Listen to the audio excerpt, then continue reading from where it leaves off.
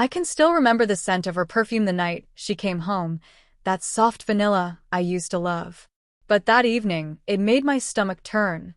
"Hey, baby," Emily said as she stepped through the door, her smile carefully practiced. Her suitcase rolled behind her hair styled like she hadn't just returned from 2 long weeks away. 2 weeks in Chicago for work, 2 weeks of lonely dinners, glitchy video calls, and her constant, "Sorry, babe, it's been a long day of meetings."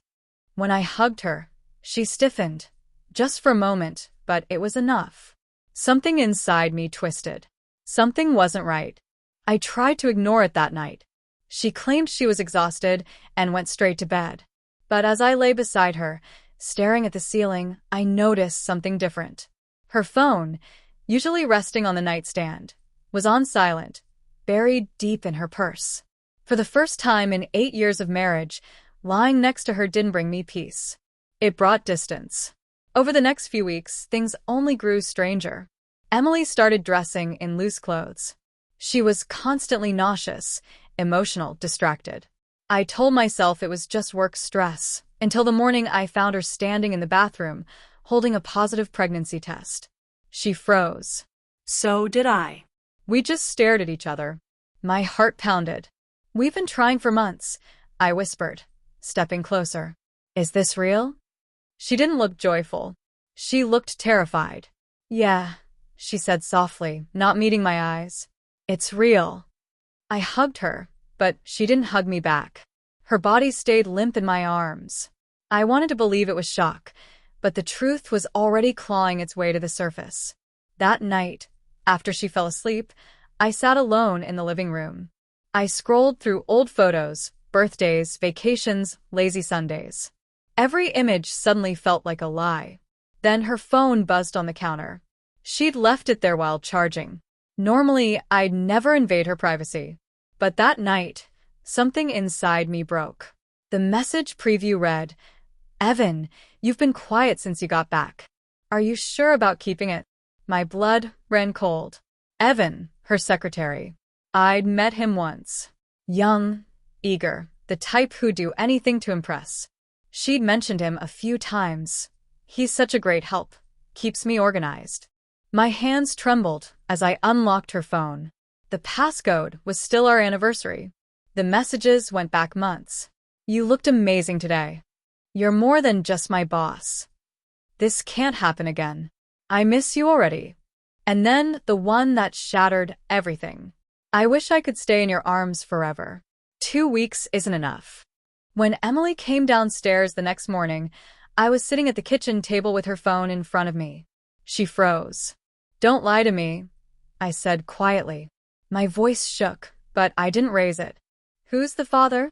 Tears filled her eyes. She opened her mouth, but nothing came out. "I need you to say it," I whispered. "It was a mistake," she finally said, her voice cracking. "It happened once. On the trip. I swear, just once." I snapped. "You don't text someone, 'I wish I could stay in your arms forever,' after one mistake, Emily." She broke down, sobbing into her hands. And I just sat there, staring at the woman I'd loved more than anything, wondering how we'd ended up here. For days, I moved through the house like a ghost. She begged me to talk, to go to therapy, to fix it. But every time I looked at her, I saw his hands on her. His words on her screen. His child, their child, growing inside her. I wanted to hate her. God, I wanted to. But hate doesn't come easy when love still lingers. One night, I finally asked, "Why him?"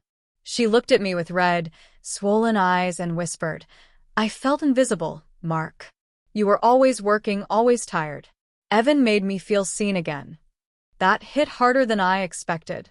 Not because it excused her betrayal, but because somewhere deep down, I knew I'd stopped seeing her too. But betrayal doesn't erase love. And love can't undo betrayal. A few weeks later, I packed a bag. She was sitting on the couch, her stomach just beginning to show. "Where are you going?" she asked, voice trembling. "I need time," I said. "Away from all of this. From you." She reached for me, crying. "Please, Mark, don't go. I made a mistake, but I love you. We can get through this." I looked at her one last time. You didn't make a mistake, Emily. You built a lie, and you lived in it. I don't even know who I am to you anymore. Then I walked out. For months, I stayed with my brother across town trying to rebuild my routine, my sanity, my self-respect. Emily texted sometimes, ultrasound pictures, apologies, little updates. I never replied. Then one day, a message appeared. I had the baby. It's a boy.